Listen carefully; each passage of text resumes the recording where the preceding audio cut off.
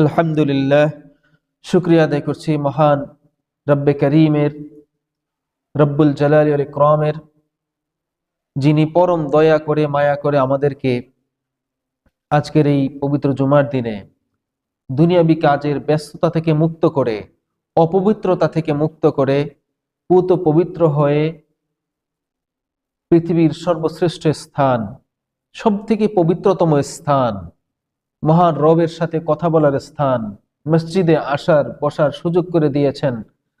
তার প্রশংসা করার, তার রাসূলের শানে দুরুদ এবং সালাম পেশ করার মতো সৌভাগ্য আমাদেরকে দান করেছেন, আমাদেরকে সুস্থ সবল রেখেছেন। গত জুমার পরে আবার আজকের এই জুমাটি দেখার মতো সৌভাগ্য দান করেছেন। এই সময় পর্যন্ত আমাদের হায়াতকে বাড়িয়ে দিয়েছেন। এই জন্য এতগুলা নিয়ামতের শুকরিয়া স্বরূপ, আল্লাহর কৃতজ্ঞতা স্বরূপ কালিমাতুশ শুকর আদায় করছি, আলহামদুলিল্লাহ। প্রিয় উপস্থিতি, জুমার দিনটা অত্যন্ত গুরুত্বপূর্ণ একটা দিন। এটাকে সাপ্তাহিক ঈদের দিন বলা হয়েছে হাদিসের ভাষায়। মুসলমানদের জন্য সাপ্তাহিক ঈদের দিন। আমাদের বাৎসরিক ঈদ হলো 2টা, আর প্রত্যেক বছরে প্রায় 52টি জুমার দিন আসে। এই 52টিকে বলা হয়েছে মুসলমানদের সাপ্তাহিক ঈদের দিন। জুমার দিন, ঈদুল আযহা এবং ঈদুল ফিতরের দিন যেমন ইমাম সাহেব খুতবা প্রদান করেন, জুমার দিনেও ইমাম সাহেব খুতবা প্রদান করেন কিনা? তো ওইটাও যেমন ঈদের দিন, এটাও ঈদের দিন। পার্থক্য এইটা, ওই 2টা ঈদের খুতবাটা হয় নামাজের পরে, আর আমাদের জুমার খুতবাটা হয় নামাজের আগে। তো যাই হোক, আমাদের প্রত্যেক সপ্তাহে একটি ঈদের দিন রাখা হয়েছে, আমরা যাতে আনন্দের সাথে উদযাপন করতে পারি, সকলে মিলে একসাথে সলাতুল জুমআহ আদায় করতে পারি। আর এটা হলো মুসলমানদের একটা ছোট্টখাট্ট মিলন মেলা।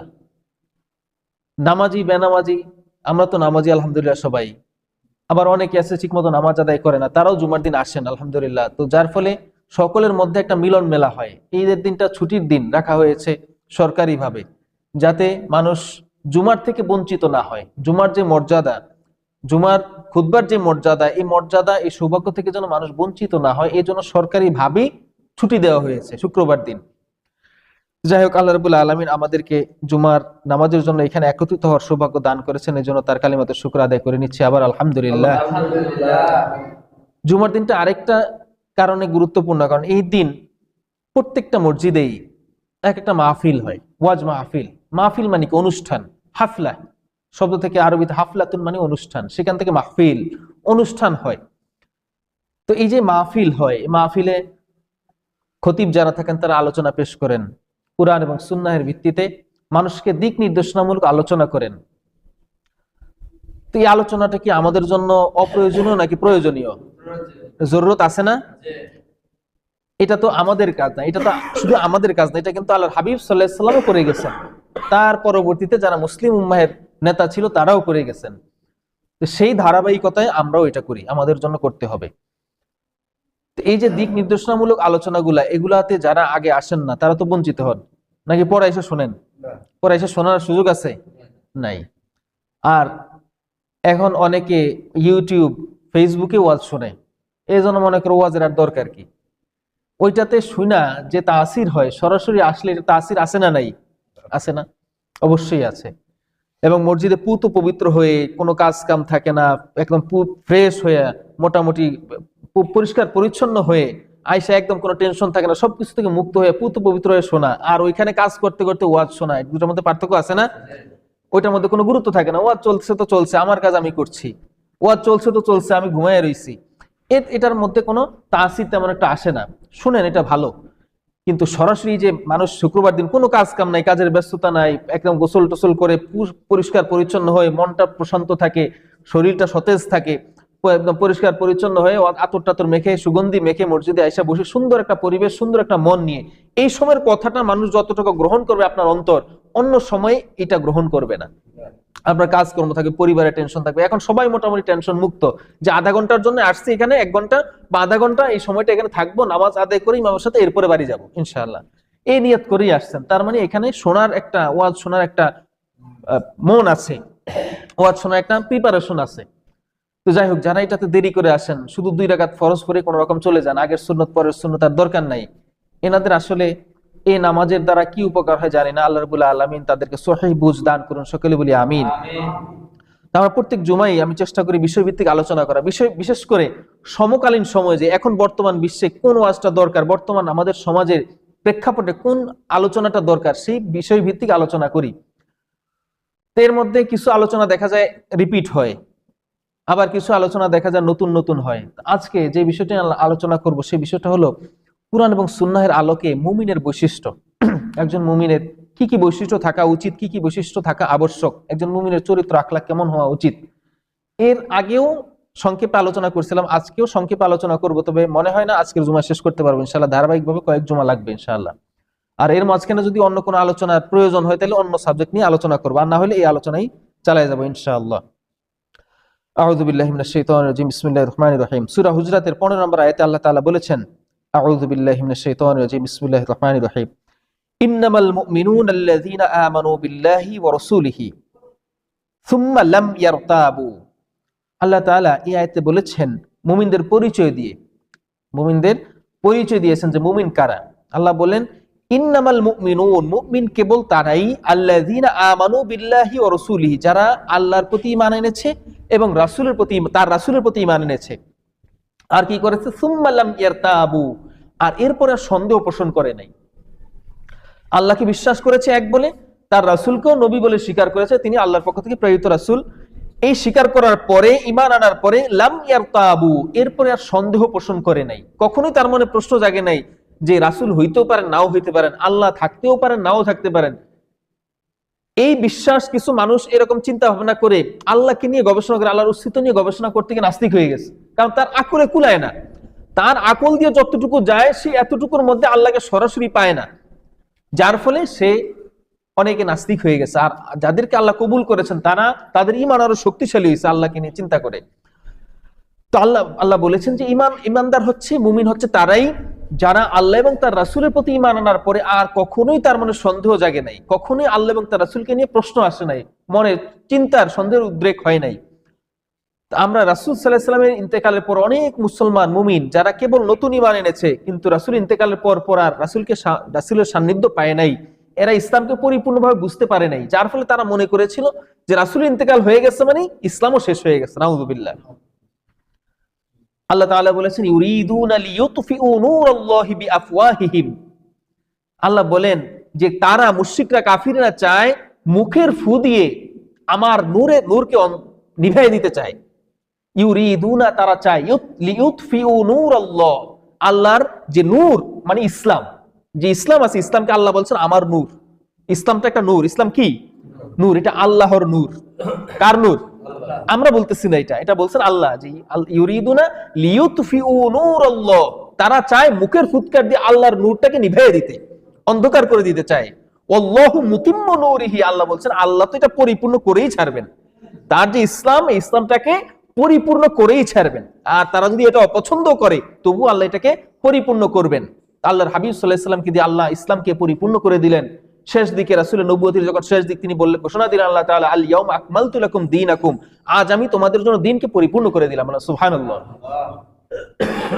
ওয়া আতমামতু আলাইকুম নিয়ামাতি, আর তোমাদের উপর আমার নিয়ামতকে তামাম করে দিলাম, পরিপূর্ণ করে দিলাম। ওয়া রাদিতু লাকুম ইসলাম দীনা, আর ইসলামকে তোমাদের জন্য দ্বীন হিসেবে আমি চয়েস করলাম, পছন্দ করলাম। এই যে দিন পরিপূর্ণ হয়ে গেল, কিন্তু কিছু মানুষ মনে করেছিল যে আল্লাহ রাসূল মারা গেছেন মানে, যেহেতু রাসূল ইসলাম নিয়ে আসছেন তার মানে আল্লাহ রাসূল মারা গেছেন মানে ইসলামও মারা গেছে। নাউযুবিল্লাহ। তারা এটা মনে করেছিল। আল্লাহ তাআলা বলেছেন আফা ইম্মাতা আও কুতিলান ক্বালাবতুম আলা আকাবিকুম, তোমরা কি মনে করছো আল্লাহ রাসূল মারা গেলে তোমরা আবার পিছনে ফেরত যাবে? যে এটা করলো সে নিজের ক্ষতিই করলো। কিন্তু রাসূল ইন্তেকালের সাথে সাথে ইসলাম শেষ হয়ে যায়। ইসলাম তো আল্লাহর নূর, আল্লাহ নূর কি কখনো নিভে? এটা জ্বলতে থাকবে, কিয়ামতের পূর্বক্ষণ পর্যন্ত মানুষকে আলো দিবে। তো যাই হোক, তারপরও যারা সন্দেহ পোষণ করছে, যে মনে করলো যে রাসূল চলে গেছেন মানে ইসলাম শেষ, তারা মুরতাদ হয়ে গেছে, কাফের হয়ে গেছে, ইসলাম থেকে বের হয়ে গেছে, খারিজ হয়ে গেছে। তো এরকম কিছু মুসলমান এখনকার যুগেও আছে যারা মুসলমান পরিবারে জন্মগ্রহণ করে, কিন্তু সুশিক্ষা, দিন শিক্ষা না হওয়ার কারণে, যথাযথ শিক্ষা গ্রহণ না করার কারণে এরা যখন বড় হয়, ইসলামের ইলম কালাম না থাকার কারণে উদ্ভট চিন্তা ভাবনা করে ইসলাম নিয়ে জ্ঞানহীন আলোচনা গবেষণা করে এরা বিভ্রান্ত হয়। ইসলামের যে মৌলিক জ্ঞান, যে মৌলিক ইলম, এটা যদি কারো মতে না থাকে, এটা বাদ দিয়ে যদি সে ইসলামীয় গবেষণা করে, তো নিঃসন্দেহে সে বিভ্রান্ত হবে। আপনার কাছে যদি দাড়িপাল্লা না থাকে, আমরা ওজন দিয়ে বিক্রি করি না, 1 কেজি 2 কেজি দাড়ি পাল্লা আছে না? এখন আপনার কাছে যদি দাড়ি পাল্লা না থাকে, আপনি ওজন করে আন্দাজে ওজন করে দেন, এটা কি সঠিক হবে? হবে না। এখন এই ওজন করার এলেম, ইসলামকে ওজন করা, ইসলামকে বোঝার যে এলেম দরকার, সেই এলেমটা যদি সে দিনই লাইনে ছোটবেলা থেকেই যদি সেই এলেমটা অর্জন না করে, বুড়াকালে গিয়া যদি সে 2-1টা বাংলা চটি বই পড়ে ইসলামকে ব্যাখ্যা বিশ্লেষণ করে, তাহলে সে বিভ্রান্ত হবে না? এটা তার অনুমান নির্ভর বিশ্লেষণ। কিন্তু ইসলামে অনুমান নির্ভর কোনো বিশ্লেষণ করার সুযোগ নাই। যেভাবে আপনি অনুমান করে যদি কাউকে কিছু ধান বিক্রি করেন, বেশি দিলেও সে নিবে না, কারণ সে মনে করবে এখানে কম আসছে। আর আপনি বেশি দেওয়ার কম দেওয়ার পরেও মনে করেন বেশি আছে। যে বিক্রি করে সে মনে করে আন্দাজে দিছি মানে এখানে বেশি গেছে, আর যে কিনে সে বেশি পাইলেও মনে করে এখানে মনে কম আছে। বুঝতে পারছেন? এটা দ্বারা ক্রয় বিক্রয় জায়েজ হয় না পরিপূর্ণভাবে, দুইজনের সম্মতি ছাড়া। তো যাই হোক, ইসলামটা এইরকম। ইসলামের মৌলিক জ্ঞান না থাকার ফলে যারা ইসলামকে গবেষণা করার চেষ্টা করে, জানার চেষ্টা করে, এরা বিভ্রান্ত হয়। তো এরকম অসংখ্য, এরকম কিছু নগণ্য সংখ্যক মানুষ আছে যারা ইসলাম থেকে খারিজ হয়ে গেছে, কারণ তারা সুশিক্ষা, দিনের শিক্ষা তারা পায়নি। তো আল্লাহ বলেছেন মুমিন হচ্ছে তারাই কেবলমাত্র যারা ঈমান আনলো আল্লাহ এবং তার রাসূলের প্রতি, এরপর কখনো সন্দেহ পোষণ করে নাই। ওই যে গবেষণা করে ইসলাম থেকে বের হয়ে গেল, এরকম কোনো সন্দেহ তারা পোষণ করে নাই, সন্দেহে পতিত হয় নাই, এরা হচ্ছে মুমিন। আর কারা? এদের আরো কিছু বৈশিষ্ট্য আছে, সেটা বলেছেন ওয়াজাহাদু বিআমওয়ালিহিম ওয়া আনফুসিহিম। শুধু এটাই করে নাই যে আল্লাহ রাসূলের প্রতি ঈমান এনে ঘরে বসে আছে, এরকম না। তারা আরো কি কাজ করছে? ওয়াজাহাদু, এবং জিহাদ করেছে। এখানে জিহাদ মানে চেষ্টা। জিহাদ মানে কি? চেষ্টা। জিহাদের অনেকগুলো অর্থ। একটা জিহাদ হলো সরাসরি তরবারি দিয়ে যুদ্ধ করা, আরেকটা অর্থ হলো জুহুদুন মানে চেষ্টা করা, আল্লাহর রাস্তায় চেষ্টা করে, ধন সম্পদ দিয়া, টাকা পয়সা দিয়া, সময় দিয়া, শ্রম দিয়া, নিজের জীবন দিয়া, সমস্ত কিছু দিয়ে চেষ্টা করে, এটাকেও জিহাদ বলে।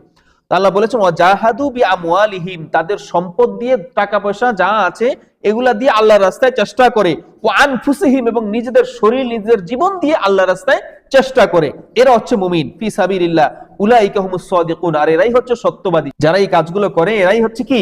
সত্যবাদী, প্রকৃত সত্যবাদী, এরাই হচ্ছে মুমিন। তাইলে বোঝা গেল ঈমান শুধু আল্লাহকে বিশ্বাস করলেই পরিপূর্ণ মুমিন হওয়া যাবে না, শুধুমাত্র রাসূলকে বিশ্বাস করলেই পরিপূর্ণ মুমিন হওয়া যাবে না। ওটা বিশ্বাস করতে হবে, এটা পিলার। কিন্তু এরপরে আপনি পিলার দ্বারা করে দেন, ছাদ দিলেন না, ঘরের বাউন্ডারি দিলেন না, ঘরের দেওয়াল দিলেন না, আপনার এই পিলারের কোনো দাম আছে? নাই। শুধু পিলার দ্বারা করে দিলে হবে না, এটা হলো পিলার। এই বিশ্বাসটা রাখতে হবে, এটা হলো পিলার।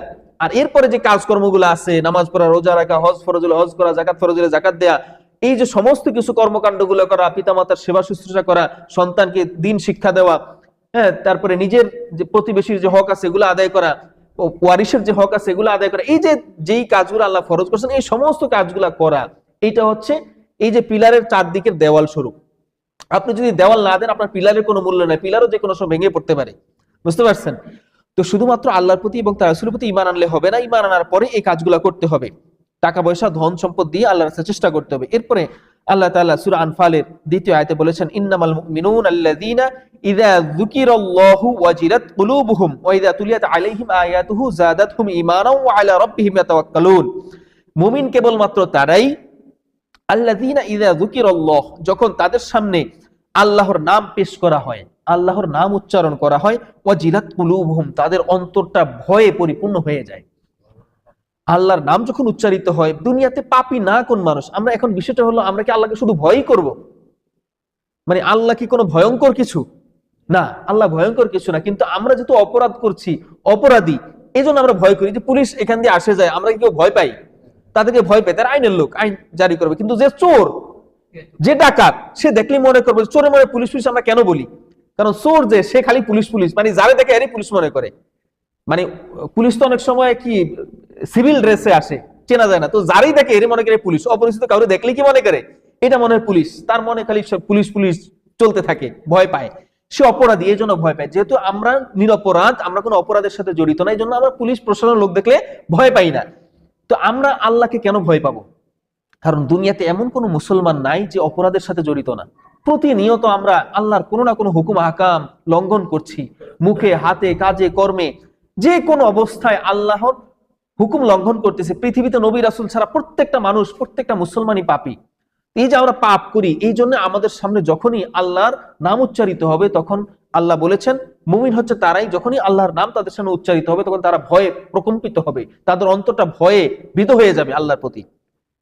ওয়াইদা তুলিয়াত আলাইহিম আয়াতুহু, আর তাদের সামনে যখন তার আয়াতসমূহ তেলাওয়াত করা হবে, যাদাতহুম ঈমানা, তাদের ঈমানটা বৃদ্ধি পেয়ে যাবে। ইমান শক্তিশালী হয়, আবার ইমান দুর্বল হয়। দেখেন না আমাদের মধ্যে, আমরা অনেক সময় নামাজ পড়ি, রেগুলার রোজা রাখি, আবার মাঝে মধ্যে নামাজ ছেড়েও দিই।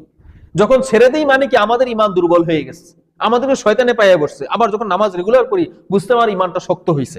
বুঝতে পারছেন?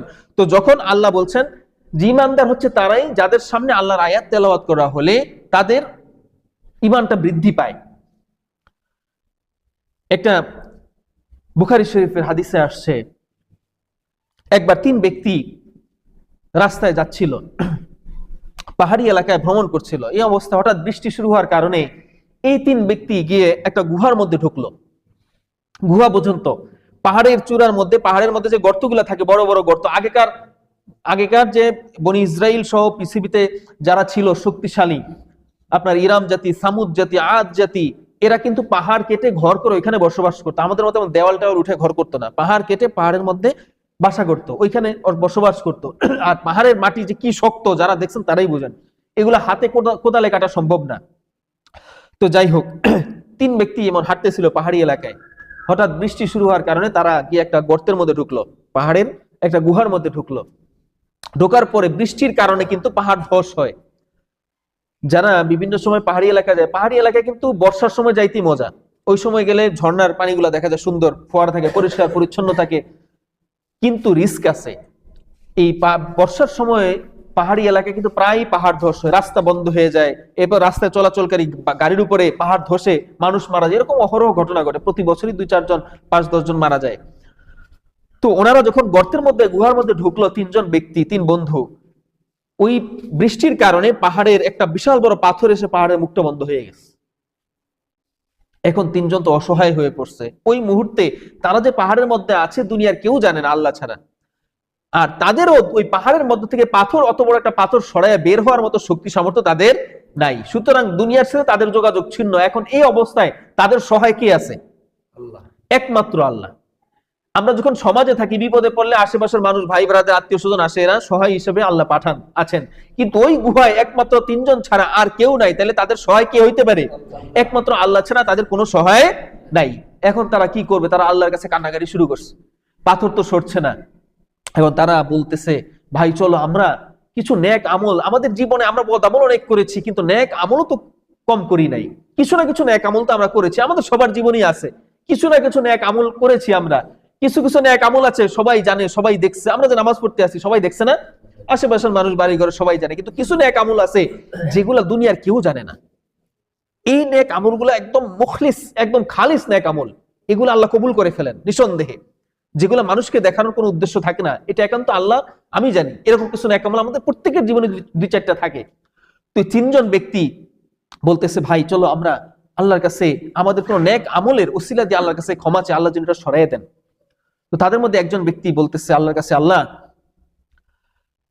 আমার কতগুলো পশু ছিল, আমার বাবা মা, আমার শিশু সন্তান ছিল পরিবারে, আমি এগুলাকে পালতাম, মরুভূমিতে নিয়ে যাইতাম, এগুলাকে সারাদিন মাঠে চড়াইতাম, চড়ানোর পরে সন্ধ্যা হলে আমি চলে আসতাম, এবং আসার পরে সর্বপ্রথম এগুলার দুধ দহন করে আমি আমার বাবা মাকে আগে খাওয়াইতাম। শিশু সন্তান আছে আর বাবা মাও আছে, কাকে আগে খাওয়াইতেন? বাবা মাকে আগে খাওয়াইতেন। তো একদিন গভীর রাত হয়ে গেছে, আমার দূর থেকে আসতে আসতে রাত হয়ে গেছে, এসে দেখলাম আমার বাবা মা দুইজনই ঘুমিয়ে গেছেন। এই অবস্থায় আমার শিশু সন্তানরা আয়সা দুধ খাওয়ার জন্য ছটফট করছিল, আমার কাছে কান্নাকাটি করছিল, কিন্তু আমি তাদেরকে দুধ দিচ্ছিলাম না, যে ওই দুধটা আমি আগে আমার বাবা মাকে খাওয়াবো, তারপরে আমার শিশু সন্তানকে খাওয়াবো।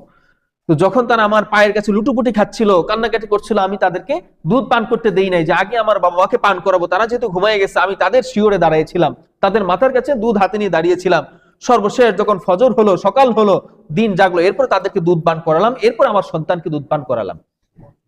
হে আল্লাহ, এইটা শুধুমাত্র আপনার কারণে, আপনার প্রতি বিশ্বাস এবং আপনার আনুগত্যের প্রতি আপনাকে ভালোবেসে আপনার আদেশ পালন করার জন্যই কাজটা করেছি আল্লাহ। আর কারো দুনিয়ার কারো উদ্দেশ্য আমার ছিল না, দুনিয়ার কাউকে সন্তুষ্ট করা আমার উদ্দেশ্য ছিল না। যেহেতু আপনার নির্দেশ বাবা মার প্রতি হক আদায় করতে হবে, বাবা মাকে বেশি তাজিম করতে হবে, এই জন্য আমি কাজটা করেছি আল্লাহ। এই কাজটার ওসিলায় আজকে আপনি এই পাথরটাকে একটু সরাইয়ে দেন, আমরা যেন অন্তত বাহিরের দৃশ্য দেখতে পারি, অক্সিজেন গ্রহণ করতে পারি। তাই সেইটা বলার সাথে সাথে আল্লাহ তাআলা পাথরটা সরাই দিলেন। এটার দ্বারা কি বুঝলাম আমরা? যদিও যে উদ্দেশ্য বলছি সেটা আছে, কিন্তু আরেকটা এটা কারণ আছে, আরেকটা এটার মধ্যে একটা শিক্ষা আছে, সেটা হলো নেক আমলের দ্বারা বিপদ দূর হয়। নেক আমলের দ্বারা কি হয়? বিপদ দূর হয়। সেটা এমন নেক আমল যেটা একদম খালিস, যেটার মধ্যে কোনো ভেজাল নাই, একদম হালাল এবং আল্লাহর জন্য শুধুমাত্র, অন্য কোনো দুনিয়াতে ভেতরে বাহিরে অন্য কোনো দুনিয়ার কোনো উদ্দেশ্য নাই, এমন আমলের দ্বারা আল্লাহ তাআলা মানুষের থেকে বিপদ ছড়াই আনেন, এবং এই নেক আমলের ওসিলা করে আল্লাহর কাছে প্রার্থনাও করা যায়। যাই হোক, একটু সরে গেল, কিন্তু এখানে বের হওয়ার মতো রাস্তা হয় নাই। দ্বিতীয় জন আবার তার একটা নেক আমলের কথা আল্লাহর কাছে পেশ করলো, ইয়া রাব্বাল আলামিন, আমার একটা অত্যন্ত সুন্দরী একটা চাচাতো বোন ছিল, অত্যন্ত সুন্দরী সুশ্রী, এবং তাকে আমি এত ভালোবাসতাম যে দুনিয়াতে একটা পুরুষ একটা মহিলাকে যতটুকু ভালোবাসতে পারে তার সবটুকু দিয়ে আমি তাকে ততটুকু ভালোবাসতাম। তা আমি সবসময় তার সাথে মিলিত হইতে চাইতাম, অবৈধভাবে আমি তার সাথে মিলিত হইতে চাইতাম, কিন্তু সে কখনই রাজি হইতো না। একদিন হঠাৎ করে আমার কাছে সুযোগ আসলো, সে আমার কাছে কিছু সম্পদ চাইলো, এই সম্পদের পরিমাণটা অনেক বড়, কিছু টাকা পয়সা চাইলো, এই সম্পদের পরিমাণটা একটু বেশি ছিল। আমি তার কাছে দাবি করলাম, সে একটা বিপদে পড়ে আমার কাছে আসছে, তো আমি তার কাছে দাবি করলাম যে তুমি যদি সম্পদ চাও আমি তোমাকে দিয়ে দেবো, কিন্তু আমার সাথে মিলিত হইতে হবে, এই শর্ত দিল। তো ওই মহিলাটা একান্ত বিপদে পড়ে রাজি হয়ে গেছে।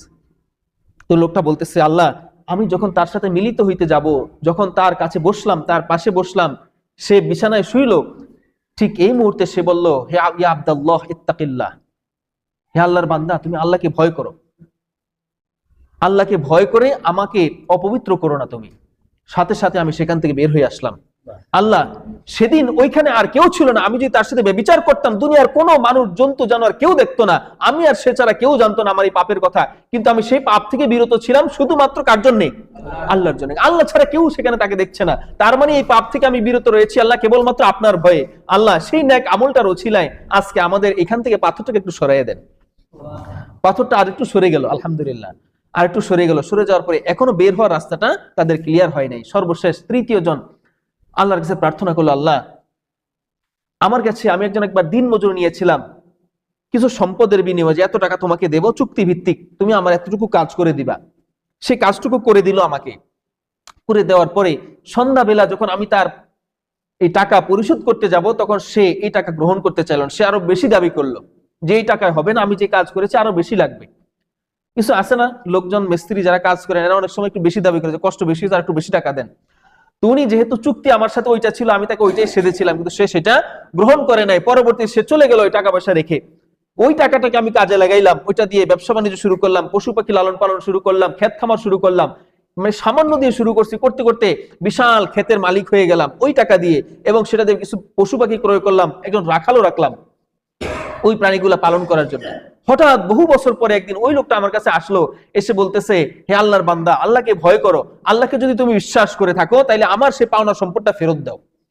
সেই বহু বছর আগের কথা। তো আমি সেদিন বললাম, আল্লাহ, ওই বান্দাকে, আপনার সেই বান্দাকে বললাম, যাও ওই যে রাখাল দেখতে পাও, রাখাল এবং গরুগুলা তোমার। এটা কি কেউ বিশ্বাস করে? ছিল সামান্য কয়েক টাকা, 500 টাকা বা 200 টাকা ছিল, সেখানে এতগুলা গরুর পাল রাখাল সহ আমাকে দিয়ে দিতেছে। সে বলতেছে, তুমি আমার সাথে মশকরা করতেছো, তামাশা করতেছো, আল্লাহ কিন্তু সব দেখতেছে। তখন আমি আবার বললাম যে না, প্রকৃতপক্ষে ওগুলার মালিক তুমি, তুমি যে সম্পদটা রেখে গিয়েছিলা, সামান্য সম্পদ, ওইটাকে দিয়ে আমি ব্যবসা বাণিজ্য করি, আজকে এগুলার মালিক হয়েছি, সুতরাং এইটার মালিক প্রকৃতপক্ষে আমি না, যেহেতু তোমার সম্পদ দিয়ে এটা হয়েছে, এই সম্পদের মালিক তুমি, যাও ওগুলা নিয়ে যাও। আল্লাহ, সেদিন আমি যদি তাকে ফিরিয়ে দিতাম, তাহলে দুনিয়ার কেউ আমাকে ঠেকাইতে পারতো না, কোনো বিচার সালিশ আমাকে ঠেকাইতে পারতো না। আমাদের সমাজে কি এটা হবে? এটার বিচার কি হইতো? তো তুমি 100 টাকা পাইতো, 100 টাকা দিয়ে দাও। আপনার কাছে পাওনা হইলে আপনি সেই টাকা দিয়ে যদি কিছু, সে টাকা তো হিসাবই রাখতাম না, আমরা রাখতাম, ওই 100 টাকা খরচ করে খাইয়া ফেলায় শেষ। কিন্তু ওই লোকটাকে আলাদা রেখেছে, রেখে ওইটার দ্বারা ব্যবসা বাণিজ্য করেছে। তো এখনকার যদি বিচার ফয়সালা হইতো, তাহলে কি হইতো? যে সে যেহেতু 100 টাকা রেখে গেছে, তুমি 100 টাকা ফেরত দিয়ে দাও, শেষ। তো এই কাজটা আমি করেছি দুনিয়ার মানুষের ভয়ে না, এই কাজটা করেছে কার ভয়ে? আল্লাহর ভয়ে। আল্লাহ, আপনার সন্তুষ্টির জন্য আপনার ফয়সালাকে মেনে নিয়ে আমি ফয়সালাটা দিয়েছিলাম, তার এই টাকা ফেরত দিয়েছিলাম, লাভ মুনাফা যা হয়েছিল সব সহ। আল্লাহ, এইটার ওসিলা আপনি পাথরটাকে সরাইয়া দেন। আল্লাহ তাআলা তার সামনে থেকে পাথর সরাই দিলেন এবং তিনজন বের হয়ে আসলেন। সুবহানাল্লাহ। যে নেক আমলের ওসিলায় আল্লাহ তাআলাকে হাজির নাজির জেনে যারা কাজ করে, আল্লাহ তাআলার স্মরণ যাদের হয়, আল্লাহ তাআলাকে যারা ভয় করে, ওই যে ব্যক্তি ব্যভিচার করতে গেল, সে কার ভয়ে ব্যভিচার থেকে চলে আসলো? আল্লাহর ভয়ে। সেখানে আর কোনো দুনিয়ার লোকজন ছিল? কোন পশু পাখি প্রাণী মানুষ ছিল না। আমরা রাতের অন্ধকারে যখন ব্যভিচার করে, যারা ব্যভিচার করে নাউজুবিল্লাহ, এরা কিন্তু রাতের অন্ধকারেই করে, দুনিয়ার সবার থেকে আড়ালেই করে। এইটার থেকে যদি কেউ বিরত থাকে তাহলে বুঝতে হবে সে প্রকৃত পক্ষে কার ভয় করলো? আল্লাহর ভয়ে। ওই লোকটাও ঠিক আল্লাহর ভয়ে, যখনই ওই মহিলাটা আল্লাহর নামের কথা স্মরণ করলো যে আল্লাহকে ভয় করো, সাথে সাথে সেই পাপ থেকে, এই কবিরা গুনাহ থেকে বিরত থাকলো। তো মুমিন হচ্ছে তারাই যারা এরকম পাপ কাজ করতে গেলেও নফসে আম্মারার ওয়াসওয়াসার কারণে, শয়তানের ওয়াসওয়াসার কারণে যখন মানুষ পাপ কাজ করতে যায়, সেই মুহূর্তে যখন আল্লাহর নাম স্মরণ হয়, কেউ আল্লাহর নাম স্মরণ করে দেয়, আল্লাহর জিকির হয় তার সামনে, সাথে সাথে সে ওই পাপ থেকে বিরত থাকে। তাইলে বুঝতে হবে সে আসলে মুমিন। এখন আপনি কোথাও গান বাদ্য বাজনা হইতেছে, হাউস পার্টি করতেছে, হয় না এরকম? আমাদের শীতকালে সন্তানেরা, আমাদের সন্তান নাতিপুতিরা, আমাদের ভবিষ্যৎ বংশধর যাদেরকে আমরা রেখে যাব, তারা আমাদের মরার পরে যাতে আমাদের কবরে আমরা সওয়াব পাই, এই জন্য গান বাদ্য বাজনা, ড্রেস, এরপরে কি বাজায়, সাউন্ড বক্স, এগুলো বাজায়, যাতে আমরা কবরে কি পাই? সওয়াব পাই। নাকি কবরে কি পাবো আমরা? আমার নাতিপুতি সন্তানরা যদি ডেস্ক বাজায়, সাউন্ড বক্স বাজায়, আমরা কি সওয়াব পাবো নাকি? তা কি আযাব হবে। তো এই যে বাজায় যারা, আপনি সেখানে গিয়ে বাধা দিলেন, বাধা দিলে যদি তারা তাদেরকে কিছু ওসিয়ত করেন, যদি করলে থেমে যায়, বুঝতেও পারবেন তার মধ্যে ঈমান আছে। যদি সাথে সাথে সে থেমে যায় যে হুজুর ওয়াজ করছে, তাহলে ঠিকই তো, আসলে কথাটা তো এরকম, সে যদি বুঝতে পারে, বুঝবেন তার মধ্যে ঈমান আছে। আর যদি সে একটু সাউন্ড কমাই দিয়ে আপনি চলে গেলেন, আবার বাজানো শুরু করলো, বুঝতে পারলেন এরা কাফিরের পর্যায়ে চলে গেছে, এরা কুফরির মধ্যে আছে। আল্লাহ হযরত ওমর রাদিয়াল্লাহু তাআলা আনহু, আল্লাহ রাসূল সাল্লাল্লাহু আলাইহি ওয়াসাল্লাম, সাহাবায়ে কেরাম, তারা যখনই কোথাও গান বাদ্য বাজনা শুনতেন, কানের মধ্যে আঙ্গুল ঢুকাই দিয়ে দৌড়ে চলে যেত এখান থেকে। এটা মানুষের কলবকে, মানুষের অন্তরকে মেরে ফেলে। মানুষের অন্তর দ্বারা, যে অন্তর দ্বারা আল্লাহর চিন্তা করবে, রাসূলের চিন্তা করবে, কোরআনের চিন্তা করবে, কোরআনের তেলাওয়াত হবে, সে অন্তরটাকে মেরে ফেলে, অন্তরে ইবাদতের স্বাদটাকে নষ্ট করে দেয়। যারা রেগুলার গান শুনে তাদের নফস মরে যায়, তারা ইবাদত করে কোনো স্বাদ পায় না, তৃপ্তি লাভ করে না, এই জন্য মসজিদে আসে না। দেখেন না, এখনকার অধিকাংশ জেনারেশন ডুবে আছে দুইটা জিনিসের মধ্যে, একটা হলো গান বাদ্য বাজনা, আরেকটা হলো গেমস খেলা। গেমসের মাধ্যমে মানুষের মস্তিষ্ক নষ্ট হয়ে যায় সন্তানের। আপনার সন্তান যারা গেমস খেলে, নাতিপুতিরা গেমস খেলে, এরা গেমস খেলতে খেলতে মাথাটা পাগলের মতো হয়ে যায়, ওই গেমসের মধ্যেই থাকে 24 ঘন্টা, ওই মাথার মধ্যে গেমসটাই ঘুরে, খেলা যেটা ওই যে মোবাইলে খেলে, এটা গেমস বলে। এই খেলতে খেলতে ব্রেইনটা ওইটাই হয়ে যায়, আর দুনিয়ার অন্য কোনো চিন্তা সে করতে পারে না, অন্য কোনো কাজ করতে পারে না, বুঝতে পারছেন? আর যে গান বাদ্য বাজনা, এটা যখন সাউন্ডটা বাজে, বিট হয়, সাউন্ড বক্সের একটা বিট হয়, এই বিটটা যখন হার্টের মধ্যে লাগে, বুকের মধ্যে দুক দুক করে, দেখবেন এখানে বসে সেই ঠাকুর বাজার কোথায় গান বাজছে, এখানেও শুইতে পারি না, ঘুমাইতে পারি না, মাথা ব্যথা শুরু হয়ে গেছে। আর ওইখানে আশেপাশের মানুষগুলা কেমনে ঘুমাইছে, এই 4-5 রাত্র, বিয়ে হয়েছে একদিন আর এটা বাচ্চা 6-7 দিন ধরে, কেমনে ঘুমাইছে কেউ কিছু বলে নাই। খুব অবাক লাগে, আশেপাশে মসজিদ আছে, ইমাম সাহেব আছেন, কেউ কিছু বলেন নাই। এই যে এটার কারণে মানুষের কল্প মরে যায়, এই গান শুনতে শুনতে অন্তরটা মরে যায়। যত ওয়াজ করেন, মানে এখনকার মানুষেরা, আমরা দোষ দিই হুজুরের, হুজুর ওয়াজ করে, কি ওয়াজ করে, আমাকে অন্তরে ঢোকে না, হুজুরে মনে আমল করে না। কখনোই মানুষ নিজের দোষ দেখে না, হুজুরে ওয়াজ করছে, হুজুরে মনে আমল করে না, এজন্য হুজুরে আমলের ওয়াজের তাসির নাই। এরকম হইতে পারে যে আমরা তো পরিপূর্ণ ইমানদার হইতে পারি নাই, কেউই, দুনিয়ার কেউই একেবারে শতভাগ পরিমাণ ইমানদার হইতে, এটাও থাকতে পারে, কিন্তু আগে নিজের দোষটা দেখতে হবে যে আমি কতটুকু নেক আমল করে আমার কলবকে আমি পবিত্র রেখেছি। কুরআনুল কারীম পবিত্র, আল্লাহ পবিত্র, রাসূল পবিত্র, রাসূলের যে সুন্নাহ আছে এগুলো পবিত্র, এগুলা শুনতে হলে জায়গাটাও পবিত্র লাগবে। এই জিনিসগুলা যে কলবে আপনি জায়গা দিবেন, কলবের জায়গাটা পবিত্র হইতে হবে।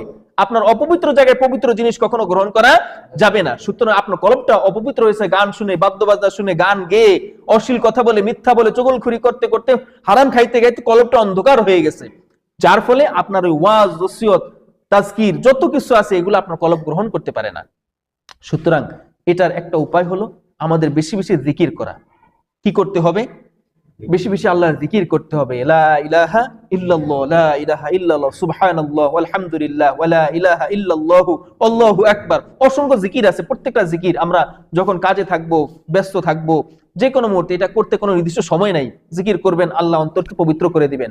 আর ঠিক মতো 5 ওয়াক্ত নামাজ আদায় করবেন, এটা ছাড়া অন্য কোনো উপায় নেই। নামাজটাই কেবলমাত্র আপনার অন্য যে পাপগুলো আছে এগুলো থেকে আপনাকে বিরত রাখতে পারে, কেবলমাত্র নামাজ। আপনি যদি ইখলাসের সাথে আল্লাহর সন্তুষ্টির জন্য নামাজটা পড়েন, দুনিয়ার সমস্ত পাপ থেকে আল্লাহ আপনাকে বিরত রাখবে। শুধু তাই না, দুনিয়ার যত বিপদ আপদ মুসিবত আছে সমস্ত কিছু থেকেও আল্লাহ আপনাকে রক্ষা করবে। আমরা বিপদে পড়লে আল্লাহকে বলি, আল্লাহ কেন বিপদে ফেললেন? আল্লাহ বলছেন, ফাযকুরুনি আযকুরকুম, তোমরা যদি আমাকে স্মরণ করো আমিও তোমাদেরকে স্মরণ করব। হাদিসে আসছে বান্দা যখন 1 বিঘত আগে আসে আল্লাহ 2 বিঘত আগে আসেন, বান্দা যখন 1 হাত আগে আসে আল্লাহ 70 হাত আগে আসেন। এখন আমি আল্লাহর দিকে 1 হাতও আগাইলাম না, আল্লাহ কি আগে আসবেন? আসবেন না। তো আপনাকে আগে পা দিতে হবে, আল্লাহর দিকে আগাইতে হবে। 1 হাত আগাইবেন, আল্লাহ 70 হাত আগে আসবেন। আপনি যদি একটু চেষ্টা করেন, আল্লাহ আপনার চেষ্টার মধ্যে বরকত দিয়ে দিবেন। তা আপনি চেষ্টাই করেন না, তাহলে আল্লাহ আপনাকে বরকত দিবে কিভাবে? সুতরাং নামাজ পড়া শুরু করেন। আল্লাহ বলেছেন আস্তাঈনু বিস-সাবরি ওয়াস-সালাত, তোমরা নামাজ এবং ধৈর্যের মাধ্যমে আল্লাহর কাছে চাও, সাহায্য চাও। আপনি নামাজ পড়লেন না, আল্লাহর কাছে চাইলেন, আল্লাহ কি দিবেন? আল্লাহ যে শর্ত দিয়েছে, আল্লাহকে স্মরণ করতে হবে আর নামাজ পড়তে হবে, তাইলে আল্লাহ আপনাকে, আপনি যা চাইবেন আল্লাহ তাই দিয়ে দিবে। যাই হোক, আজকে যে আলোচনাটুকু হলো সংক্ষিপ্ত, আল্লাহ রাব্বুল আলামিন এই আলোচনার উপর আমাদের সকলকে আমল করার তৌফিক দান করুন। সকলে বলি আমিন।